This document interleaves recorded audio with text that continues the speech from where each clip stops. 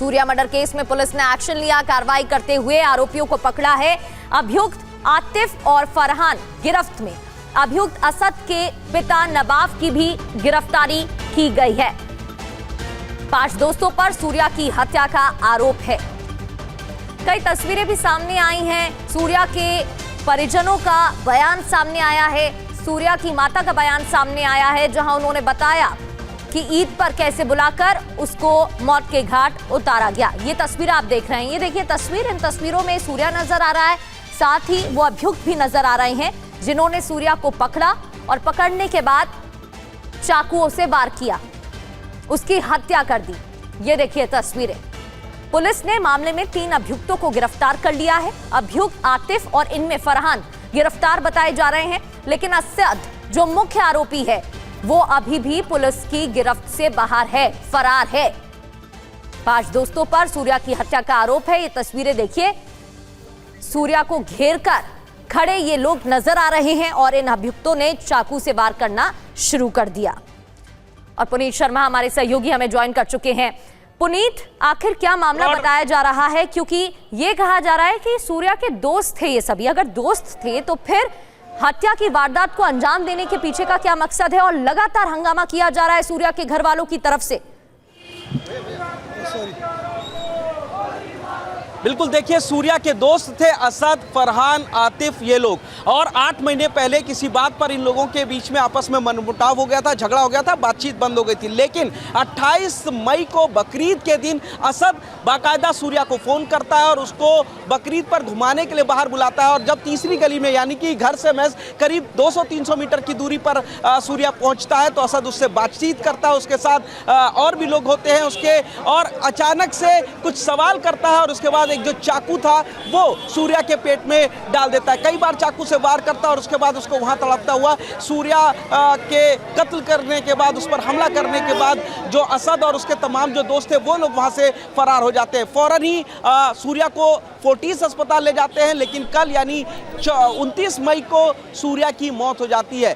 जो तमाम लोग हैं आप देखेंगे अभी भी सड़कों पर हंगामा कर रहे हैं। सैकड़ों की संख्या में इस वक्त लोग हैं। पूरा ये जो मुख्य बाजार आप देखेंगे, खोड़ा कॉलोनी का ये मुख्य बाजार, मुख्य सड़क है और ये सारी दुकानें यहाँ पर आज बंद कर दी गई हैं। पूरा बाजार इस हत्या के विरोध में बंद कर दिया गया। तमाम जो महिलाएं हैं, पुरुष हैं, वो सभी लोग इस वक्त आप देखेंगे कि सड़कों पर मौजूद है। सभी के जहन में गुस्सा है सूर्या की हत्या को लेकर के कि किस कदर असद ने अपने साथियों के साथ मिलकर के सूर्या पर ताबड़तोड़ चाकुओं के वार किए थे और उसका कत्ल कर दिया था। फिलहाल जो आरोपी असद है, उसके पिता नवाब और इसके अलावा फरहान और आतिफ, यानी 3 लोग अभी तक पुलिस ने गिरफ्तार कर लिए। लेकिन जो मुख्य आरोपी असद है वो अभी भी पुलिस के शिकंजे से बाहर है। पुलिस उनकी तलाश कर रही है और इसी बात पर लोगों में गुस्सा है कि अभी तक जो मुख्य आरोपी है असद, वो फिलहाल पकड़ा नहीं गया है और पुलिस असद की तलाश कर रही है। सड़कें इस वक्त भीड़ से भरी हुई है, दुकानें बंद है,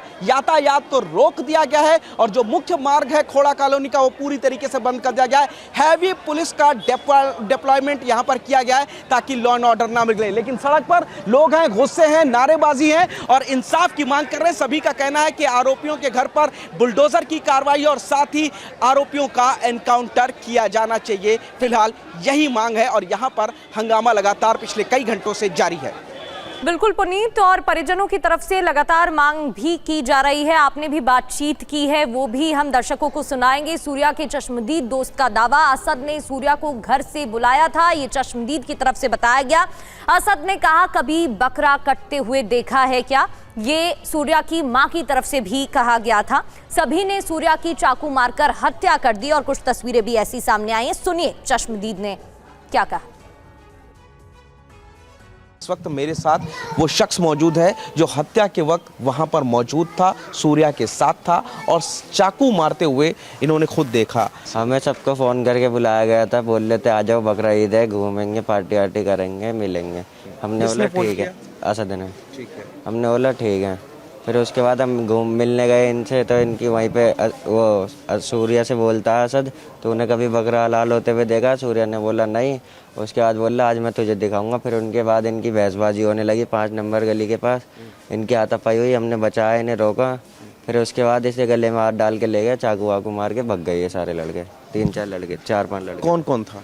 एक का नाम असद था, तौसीफ था, आतिफ था, फरहान था, नवाब था।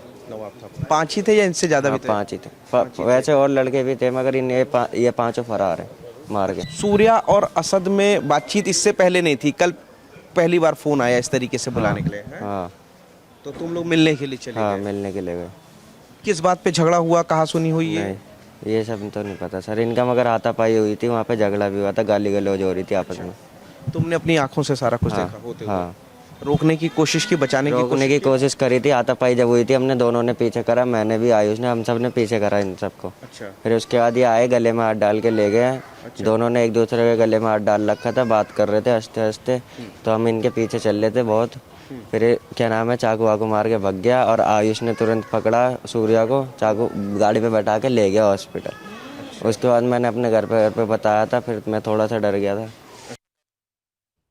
तो आप सुन रहे थे सूर्या के दोस्त और चश्मदीद को, जिसने बताया कि आखिर उस दौरान हुआ क्या था। कुछ तस्वीरें भी उससे जुड़ी हालांकि सामने आई हैं। सूर्या की मां की मांग है कि उनके बेटे को इंसाफ मिलना चाहिए। बड़ी जानकारी यह है कि सूर्या की मां की तरफ से कहा गया, मेरे बेटे को इंसाफ मिलना चाहिए, मेरे बेटे को धोखे से मारा गया है। मां ने खून के बदले खून की मांग की।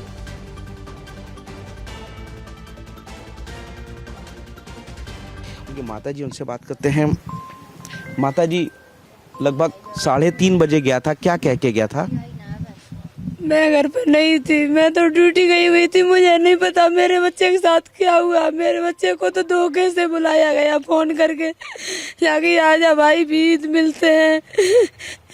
और फिर मेरे बेटे से बोला, तुमने बकरा काटते हुए देखा है? मेरे बेटे बोला, नहीं मैंने नहीं देखा, मेरे घर पे क्या बकरा कटता है, तो मैं जानू कि आजा तुझे बकरा काटते हुए दिखाता हूँ। ऐसे कहकर मेरे बच्चे के पेट में चाकू भोंक दिया असद नाम के लड़के ने। मेरे भैया मई खत्म हो गया। क्या बेटे की हत्या पे क्या इंसाफ चाह रही हैं? ये तो कभी जख्म भरेगा नहीं, लेकिन फिर भी आरोपी अभी तक पकड़े नहीं गए हैं। क्या आरोपियों को सख्त से पकड़ना चाहिए। मुझे, मेरी दरख्वास्त सभी से, योगी मोदी से यही दरख्वास्त है, मुझे खून के बदले खून चाहिए और मुझे कुछ नहीं चाहिए। मेरा बच्चा गया है, मुझे भी उसका बच्चा ही चाहिए और मुझे कुछ नहीं चाहिए। बस मेरा त्याग घर का चला गया, मेरा कोई सहारा नहीं है सर। तो आप सुन रहे थे सूर्या की मां और उनके दर्द को। हत्या के विरोध में आज खोड़ा इलाके में बंद का ऐलान किया गया है। पुनीत शर्मा की एक रिपोर्ट इसी से जुड़ी। 5 आरोपी इसमें मुख्य तौर पर हैं, जिसमें असद है, लेकिन अभी भी असद पुलिस के हाथ से दूर है। लेकिन असद के पिता नवाब और साथ ही असद के जो 2 दोस्त थे, फरहान और आतिफ, को पुलिस ने गिरफ्तार कर लिया। यानी कि 3 गिरफ्तारी अभी तक सूर्या हत्याकांड में हो चुकी है। लेकिन अभी भी जो मुख्य आरोपी असद और उसके साथ एक दूसरा जो उसका दोस्त था आसिफ, वो अभी तक फरार चल रहे। और आप देखेंगे तमाम लोगों में गुस्सा है। यहाँ पर अभी थोड़ी देर पहले नारेबाजी हो रही थी, लोगों की मांग है कि आरोपी असद का एनकाउंटर होना चाहिए, साथ ही उसके घर के ऊपर बुलडोजर चलाया जाना चाहिए। फिलहाल जो लाश है उसको पोस्टमार्टम के लिए भेजा जा रहा है। लेकिन आप देखेंगे कि पूरे इलाके में जो एसएचओ समेत तमाम जो पुलिसकर्मी है, एसीपी खुद यहां पर इस वक्त मौके पर मौजूद हैं। शांति व्यवस्था कायम करने की कोशिश की जा रही है। लेकिन सबसे बड़ी बात यह है कि पूरी जो दुकानें, यानी कि जो सारा मुख्य बाजार खोड़ा कॉलोनी का आप देखेंगे, ये सारा बाजार दूर दूर तक पूरी तरीके से बंद कर दिया गया है। जिस बेरहमी से सूर्या की हत्या की गई है असद और उसके दोस्तों के द्वारा, आप देखेंगे कि पूरे इलाके में गुस्सा है। पूरी जो मार्केट है, ये काफ़ी सबसे बड़ी मार्केट है खोड़ा कॉलोनी की, और ये पूरी मार्केट, सभी दुकानें, एक एक दुकानें यहाँ पर बंद है। तो खोड़ा इलाके में बंद का ऐलान, पुलिस बल की तैनाती और पूरे मामले पर पुलिस प्रशासन ने क्या कहा, सुनिए। हमारे साथ एसीपी अभिषेक श्रीवास्तव जी। सर, आप लोग लगातार अपराधियों का पीछा कर रहे थे, कितने आरोपी गिरफ्तार किए गए हैं और कितने लोग बाकी हैं अभी? थाना क्षेत्र खोड़ा में दिनांक 28 मई को हुई घटनाक्रम में तत्काल ही परिजनों से प्राप्त तहरीर के आधार पर सुसंगत धाराओं में अभियोग पंजीकृत किया गया था। और आज उसी क्रम में थाना खोड़ा की पुलिस टीम के द्वारा 3 नामजद अभियुक्तों को गिरफ्तार कर लिया गया है तथा घटना संबंधित 2 अन्य संदिग्धों को भी हिरासत में लिया गया है, जिनसे पूछताछ की जा रही है। पूरे प्रकरण में पूछताछ साक्ष्यों के आधार पर अग्रिम वैधानिक कार्रवाई सुनिश्चित की जा रही है। मेरा आखिरी सवाल, असद जो मुख्य आरोपी अभी फरार है, जल्दी पकड़ लेंगे उसको? गिरफ्तारी हेतु टीमें गठित हैं, शीघ्र गिरफ्तारी सुनिश्चित की जाएगी। तो जल्द से जल्द कार्रवाई की बात कही जा रही है। हालांकि कुछ अभियुक्तों को पकड़ भी लिया गया है। पुनीत लगातार हमारे साथ बने। पुनीत, असद के पिता की भी गिरफ्तारी हुई है, ऐसी जानकारी मिल रही है। उनकी तरफ से कोई जानकारी मिल पाई है क्या पूरे केस में? देखिए, हम लोग आरोपी असद के घर पर गए थे। असद 2 कमरों के घर में रहता है अपने माता पिता के साथ, लेकिन घर पर ताला लगा हुआ था, कोई भी घर पर मौजूद नहीं था। और थोड़ी देर के बाद खबर आती है कि जो असद के पिता हैं नवाब, उनको पुलिस ने इस हत्याकांड में गिरफ्तार कर लिया है। यही नहीं, जो चश्मदीद था उसने भी बयान दिया था कि जिस वक्त असद ने सूर्या की हत्या की, उसको चाकू मारा था, उस वक्त नवाब भी वहां पर मौजूद था। इन्हीं सब के आधार पर जो असद के पिता है नवाब, उसको फिलहाल पुलिस ने गिरफ्तार किया था। यानी कि कुल 3 गिरफ्तारी हो चुकी है। असद के पिता नवाब, इसके अलावा जो फरहान था उसका दोस्त, और आतिफ इनकी। लेकिन अभी भी जो 2 मुख्य आरोपी हैं इसमें असद के साथ ही, वो लोग फरार चल रहे हैं। और आप देखिए गुस्सा, नारेबाजी, लगातार यहाँ पर जो तमाम लोग हैं इकट्ठा हो चुके हैं। सैकड़ों की भीड़ है, घर के अंदर गली में भीड़ है। माँ का रो रो कर बुरा हाल है, आंसू है कि जार जार बह रहे हैं। और यहाँ पर पुरुष ही नहीं बल्कि जो महिलाएं हैं उनमें भी काफी ज्यादा गुस्सा है। महिलाएं भी इस वक्त सड़कों पर मौजूद हैं। उन सभी का कहना है कि जिस तरीके से असद ने चाकू मार करके सूर्या की हत्या की है, सभी लोगों को फिलहाल इंसाफ के तौर पर असद का एनकाउंटर चाहिए। इसके अलावा जो आरोपी हैं उनके घरों पर बुलडोजर चलाना चाहिए। और अभी तक पोस्टमार्टम नहीं किया गया है। पोस्टमार्टम के बाद जब लाश यहां पर पहुंचेगी, अंतिम संस्कार जो क्रिया है उसको किया जाएगा, तो वहां पर लॉ एंड ऑर्डर बिगड़ सकता है। और इसीलिए यहां पर भारी पुलिस बल की भी तैनाती फिलहाल की गई है। लोगों में गुस्सा, बाजार पूरी तरीके से बंद है, एक-एक दुकानें बंद हैं और सारे रास्ते को बंद किया गया है। बिल्कुल बिल्कुल पुनीत, बहुत बहुत शुक्रिया आपका जानकारी के लिए। बढ़ते आगे और अब बात महाराष्ट्र की। पुणे जहरीली शराब कांड में एक्शन लिया गया है। शराब कांड में 8 अभियुक्तों की गिरफ्तारी की गई है। इस मामले में 13 पुलिस वालों को सस्पेंड किया गया है। 3 निरीक्षक, 6 उप निरीक्षक निलंबित किए गए हैं। इस केस में मौतों का आंकड़ा भी बढ़ गया है। मौतों का आंकड़ा बढ़कर 18 हो गया है। पुणे जहरीली शराब कांड में अब एक्शन लिया जा रहा है। रोते बिलखते परिजनों की, लोगों की तस्वीरें सामने आई हैं। ये देखिए लोगों की भीड़। शराब कांड में 8 अभियुक्तों की गिरफ्तारी, 13 पुलिस वालों को सस्पेंड किया गया है। 3 निरीक्षक, 6 उप निरीक्षक निलंबित कर दिए गए हैं। ये देखिए तस्वीरें, रोते भिलकते लोगों की तस्वीरें सामने आई हैं। मामले में जांच की जा रही है। ये 3 तस्वीरें आप देख रहे हैं। देखिए मामले में जानकारी मिली है पुलिस के मुताबिक कि अधिक मुनाफे के लिए शराब में जरूरत से ज्यादा मेथनॉल मिलाया गया और इसी वजह से लोगों की मौत हो चुकी है। ये आंकड़ा बढ़कर 18 हो चुका है। ये 3 तस्वीरें देखिए, लोगों का रो रो कर बुरा हाल है। 18 लोगों की मौत हो चुकी है।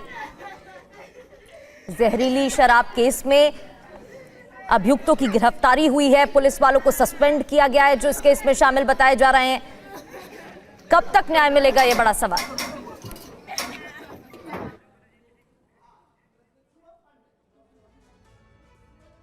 ये 3 तस्वीरें आप टीवी स्क्रीन पर देख रहे हैं। रोते बिलखते लोग नजर आ रहे हैं। शुभम पांडे हमारे संवाददाता हमें ज्वाइन कर चुके हैं, उनका रुख कर लेते हैं। शुभम, ये गंभीर मामला है। किस तरीके से शराब कांड के बारे में सच्चाई सामने आई है? पुलिस प्रशासन की तरफ से क्या कहा जा रहा है? जो पुलिस वाले इसमें शामिल थे उन पर भी गाज गिरी है। आगे क्या कार्रवाई की जाएगी? और जो तस्वीरें सामने आ रही हैं उनमें देखा जा सकता है लोग रोते हुए नजर आ रहे हैं। ये वो लोग हैं जिन्होंने अपनों को खो दिया।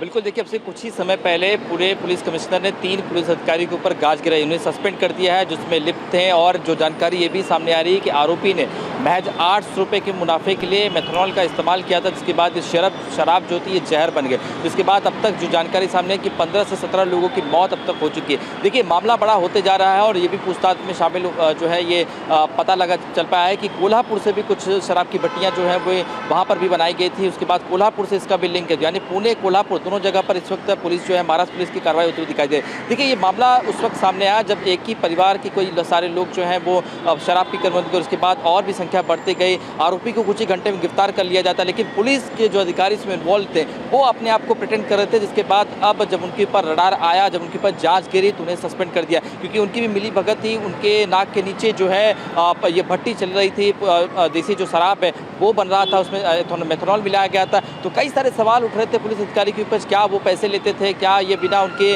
निगरानी में होता था। कई सारे सवाल हैं जो इस वक्त सवालों के जो जवाब है वो फिलहाल पुलिस को ही देने होंगे, लेकिन फिलहाल आरोपी को गिरफ्तार कर लिया है। कुछ ही घंटे बाद उसे कोर्ट में प्रोड्यूस किया जाएगा और जहां तक जो जानकारी हमें मिल रही है पुणे पुलिस के पास से कि फिलहाल रिमांड जो है वो मांगी जाएगी ताकि इसमें और इन्फॉर्मेशन लिया जाए, क्योंकि 800 रुपये का फ़ायदे के लिए आप देखिए कि मेथनॉल का जैसे नामक जो जहर है वो इस्तेमाल किया जाता है और उसमें मिलाई जाती है, जिसके बाद जिसे पीने के बाद तकरीबन 17 लोगों की अब तक जो है वो मौत हो चुकी है। बिल्कुल, बहुत बहुत शुक्रिया शुभम आपका जानकारी देने के लिए।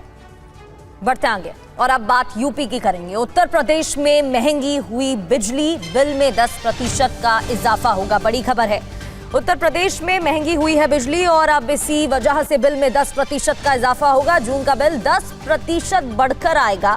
फ्यूल सरचार्ज के नाम पर 10% का इजाफा। यूपी पावर कॉरपोरेशन ने बिजली महंगी करने का फैसला लिया है। और अभिजीत ठाकुर हमारे संवाददाता हमें ज्वाइन कर चुके हैं। अभिजीत, जिस तरीके से ईंधन के दाम बढ़ रहे हैं, क्या उसी का असर है अब बिजली बिलों पर भी देखने को मिल रहा है? क्योंकि बताया जा रहा है अब 10% बढ़कर बिल आएगा। जी, निश्चित तौर पर जो ईंधन की कीमतों में बढ़ोतरी हुई है उसका असर अब बिजली पर भी देखने को मिला है और उपभोक्ताओं पर 10% का ये अतिरिक्त भार जो है वो अगले महीने से लगना शुरू हो जाएगा। फ्यूल सरचार्ज के नाम पर ये जोड़ा जाएगा और चाहे घरेलू उपभोक्ता हो, कमर्शियल हो, सभी के लिए ये लागू होगा।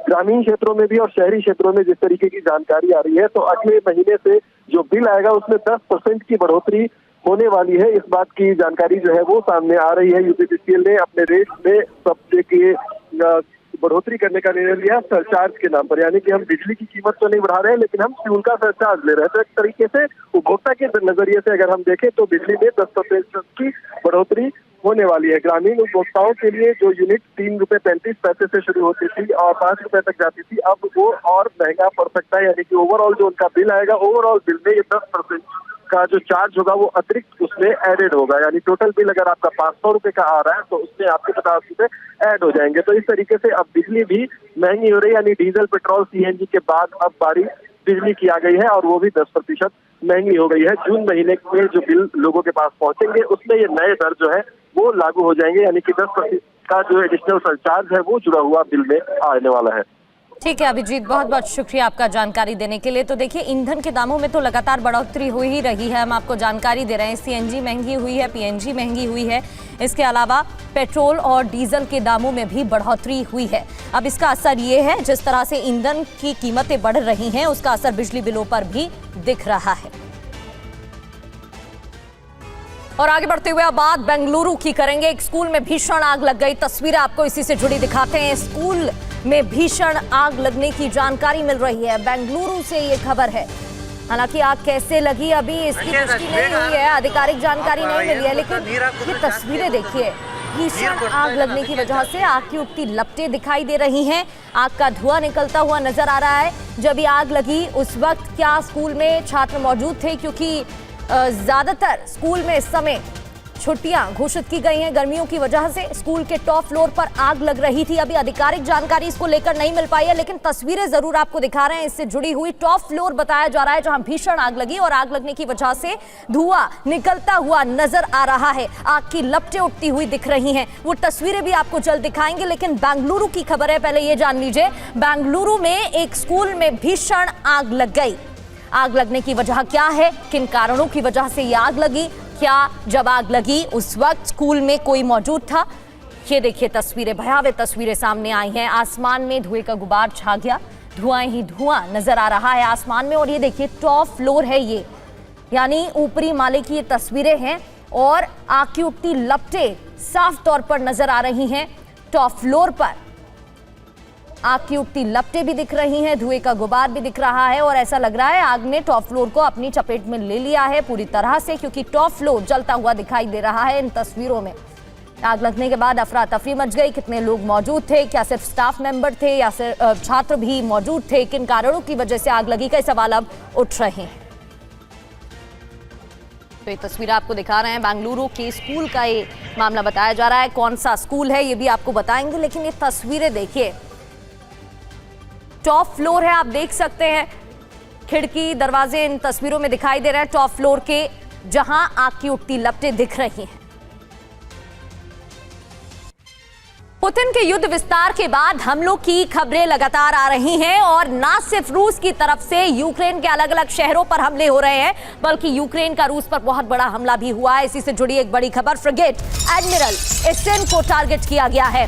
ड्रोन ने एंटी एयरक्राफ्ट फायर को चकमा दिया। वीडियो में युद्धपोत से टकराता ड्रोन दिख रहा है। ये देखिए तस्वीरें, फ्रिगेट एडमिरल एसेन को टारगेट किया। ये तस्वीरें देखिए, इन तस्वीरों में युद्धपोत से ड्रोन टकराता हुआ दिख रहा है। लगातार ड्रोन हमले जारी हैं। रूस की बात करें, रूस की तरफ से ड्रोन और मिसाइल अटैक बढ़ा दिए गए हैं। क्या हालात बने हुए हैं, इन तस्वीरों को देखकर समझा जा सकता है।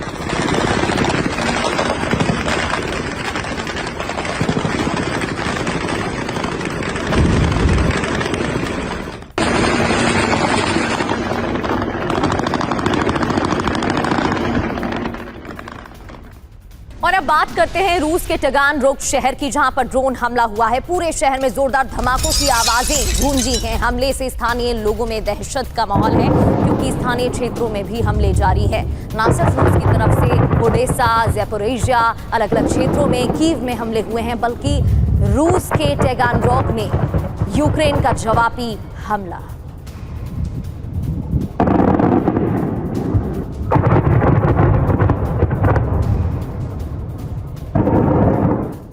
और टगानरोग में ड्रोन अटैक की एक और तस्वीर आपको दिखाते हैं। तबाही का मंजर यहां पर नजर आया। आसमान में आग की उठती लपटें दिखाई दी। एयर डिफेंस को एक्टिव किया गया। इन हमलों को देखते हुए एयर डिफेंस सिस्टम एक्टिव कर दिया गया है। ये देखिए तस्वीरें, ये आसमान में आग की उठती लपटें इन हमलों के बाद नजर आई।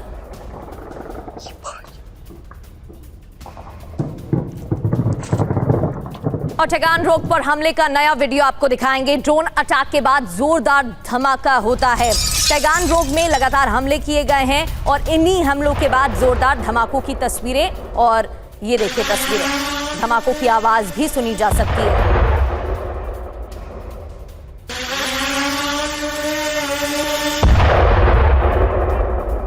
तो यूक्रेन की तरफ से भी रूस में लगातार हमले जारी हैं, लेकिन रूस की तरफ से जो हमले हो रहे हैं उसको देखते हुए ज़ेलेंस्की ने अमेरिकी राष्ट्रपति से मदद की मांग की है। अब ये तीन बड़ी अहम खबरें, तस्वीरें टीवी स्क्रीन पर आप देख रहे हैं। रूस के टगानरोग शहर पर ड्रोन हमला हुआ है। आसमान में आग की उगती लपटें नजर आ रही हैं। ड्रोन अटैक के बाद जोरदार धमाका होता है और धमाके की आवाज भी सुनी जा सकती है।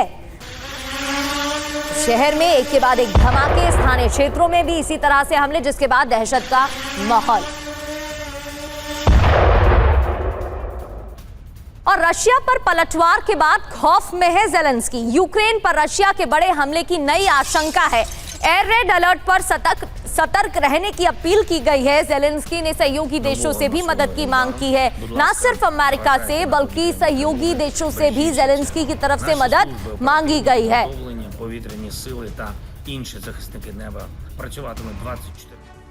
पुतिन का बारूदी प्रण, खौफ में है ज़ेलेंस्की। ज़ेलेंस्की की तरफ से क्या मांग की गई है, खबर क्या है? रूस की नई चेतावनी के बाद ज़ेलेंस्की अलर्ट हैं, सतर्क हैं। बड़े हमले की आशंका पर मदद की अपील की है। ज़ेलेंस्की ने सहयोगी देशों को भी अलर्ट किया है। ज़ेलेंस्की ने एयर डिफेंस बढ़ाने पर जोर दिया है और खतरे के बीच पैट्रियट मिसाइलों की मांग की है, क्योंकि ड्रोन और मिसाइल अटैक बढ़ गए हैं। उन इंटेंसिटी को देखते हुए ये मांग की गई है। अब डर की वजह क्या है ये भी जान लेते हैं। एयर डिफेंस मिसाइलों का घटता स्टॉक वजह है। शहरों और ऊर्जा ठिकानों पर खतरा बढ़ गया है। पैट्रियट मिसाइल की जरूरत पहले से ज्यादा बढ़ गई है। अमेरिकी मदद की रफ्तार और कम हो गई है, क्योंकि अमेरिका पहले से ही ईरान युद्ध में उलझा हुआ है। बढ़ते आगे, रूस ने जारी किया निप्रो का वीडियो। एक निप्रो का वीडियो जारी किया गया है, जहां यूक्रेन की सेना पर ड्रोन से अटैक किया गया है।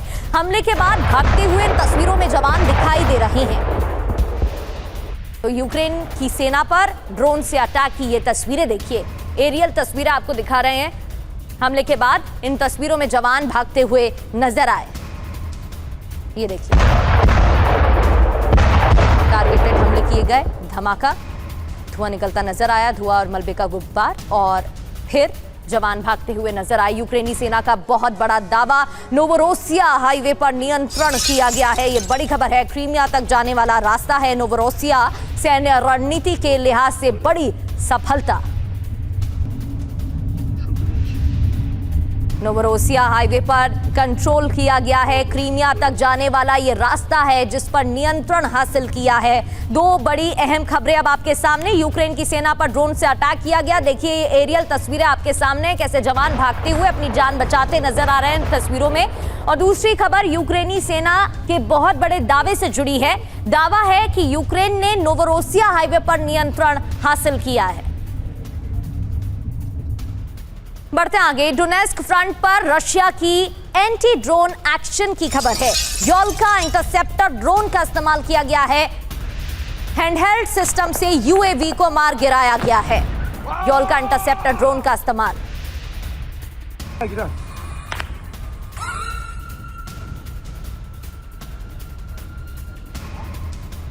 तो जिस तरीके से खबरें आ रही हैं, क्या युद्ध की चिंगारी और बढ़ने वाली है, क्या और विध्वंसक तस्वीरें आने वाली है? पुतिन के करीबी मेदवेदेव ने यूरोप को चेतावनी दी है। बड़ी खबर है, अब शांत जीवन खत्म जैसी चेतावनी दी गई है। ये कहा गया कि अब शांत जीवन खत्म। ये देखिए, ये वही पोस्ट है जिसमें मेदवेदेव ने चेतावनी दी है ईयू कंट्रीज को, ईयू देशों को। यूरोपीय सरकारों पर युद्ध में शामिल होने का आरोप लगाते हुए ये चेतावनी मेदवेदेव ने दी है। तो यूरोप को मेदवेदेव की वार्निंग, सीधी चेतावनी दी है, लेकिन क्या कहा है और इसके मायने क्या हैं? यूरोपीय नागरिकों को सतर्क रहने को कहा गया है। इसके अलावा यूरोप पर आरोप लगाया, युद्ध में शामिल होने का आरोप लगाया मेदवेदेव ने। तनाव बढ़ने की आशंका भी जताई है। रशिया और यूरोप में टकराव विनाशक होगा, ये बता दिया है। सुरक्षा चिंता का संदेश भविष्य में बड़ी घटनाओं की आशंका जताते हुए। शांत दिन खत्म है, ये बड़ी बात है इस पोस्ट में कि शांत दिन अब खत्म होने वाले हैं। हालात सामान्य नहीं रहने का दावा मेदवेदेव ने किया अपने पोस्ट में। इसके अलावा ईयू नेतृत्व पर जिम्मेदारी सवाल उठाए, अपनी सरकारों से सवाल पूछने को कहा गया है। और मनोवैज्ञानिक दबाव, बड़ी बात यह है, साइकोलॉजिकल प्रेशर बनाने की कोशिश यूरोपीय जनता को संदेश देने की रणनीति के तौर पर इसे देखा जा रहा है। युद्ध के दायरे का संकेत, संघर्ष के व्यापक असर की चेतावनी भी दी गई है। बड़ी खबर, आज हो रही CUET UG की परीक्षा में तकनीकी गड़बड़ी का मामला सामने आया है। NTA ने बताया कि सुबह की शिफ्ट में जो परीक्षा थी उसमें तकनीकी गड़बड़ी हुई है। इसी वजह से परीक्षा देर से हुई। इस देरी का असर दोपहर 3 बजे से होने वाली दूसरी परीक्षा पर भी पड़ा। दोपहर 3 बजे वाली परीक्षा अब 4 बजे से होगी। नेशनल टेस्टिंग एजेंसी ने कहा तकनीकी गड़बड़ी दूर कर ली गई है। छात्रों को परेशानी के लिए खेद।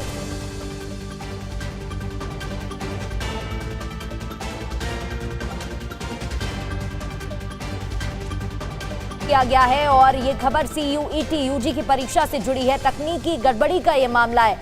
शालिनी वाजपेयी हमारी सहयोगी हमें ज्वाइन कर चुकी हैं। शालिनी, ये पहली बार नहीं है कि NTA की तरफ से इस तरह की सफाई दी जा रही हो किसी एग्जाम को लेकर। CUET के एग्जाम में पहले भी गड़बड़ी की बात सामने आई थी और एक बार फिर से क्या मामला बताया जा रहा है?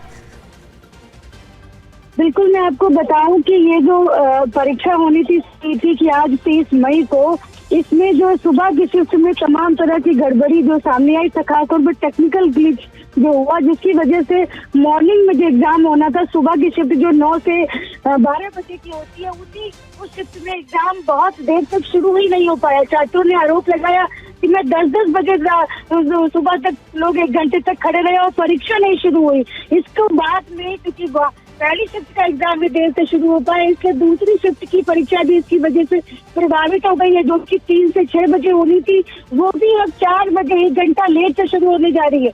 तो तमाम तरह के जो गड़बड़ियां NTA जो परीक्षाएं कराता है, छात्र इसको लेकर पहले से ही कहते आए हैं कि NTA जो CBT मोडी परीक्षाएं कराता है उसमें भी गड़बड़ियां सामने आती है और जो ऑफलाइन कराता है उसमें भी दिक्कतें होती है। तो दोनों तरह की जो परीक्षाएं होती है उसकी अभी NTA जो है पूरी तरह से फुल प्रूफ एग्जाम नहीं करा पा रहा है। इसीलिए हमने आज से 1 साल पहले भी ये सारी घटनाएं सुनी थी। एक के बाद एक परीक्षा NTA को कैंसिल करनी पड़ी थी, सारी परीक्षाएं रद्द होने के बाद दोबारा हुई थी। और इस बार पे CUET का जो एग्जाम है उसमें लगातार शिकायतें आ रही है कि परीक्षा केंद्रों पर समय से परीक्षा नहीं शुरू हो पा रही है और टेक्निकल ग्लिच जो है, हालांकि इसको टीसीएस की गड़बड़ी माना गया है, जिसको इसका जो है वो ठेका दिया गया जिस कंपनी को, जो कि सीबीटी मोड में परीक्षा करा रही है, तो उसकी गड़बड़ी ये मानी गई है। हालांकि गड़बड़ी किसी की भी हो, भुगतना तो छात्रों को ही पड़ता है, तो इसलिए ये परीक्षा सुबह की शिफ्ट में देर हो गई, इस वजह से दूसरी शिफ्ट भी प्रभावित हुई है। छात्रों का आरोप है कि लगातार जो है समस्याएं परीक्षा के दौरान हो रही है, तो कहीं न कहीं एनटीओ को इस तरह की दिक्कतों को समय रहते ठीक कर लेना चाहिए, क्योंकि अभी आगे जो है वो इनको नीट यूजी की परीक्षा भी करानी है 21 जून को। उसके लिए पहले से ही आपने तो इतनी सारी खबरें हम सब ने चलाई कि किस तरह से पेपर रद्द करना पड़ा, पेपर लीक हो गया, तकनीकी गड़बड़ी का ये मामला सामने आया है। सीयूटी जो कि कॉमन यूनिवर्सिटी एंट्रेंस एग्जामिनेशन है और इसमें एक बार फिर से गड़बड़ी की खबर है। बहुत बहुत शुक्रिया शालिनी आपका जानकारी के लिए।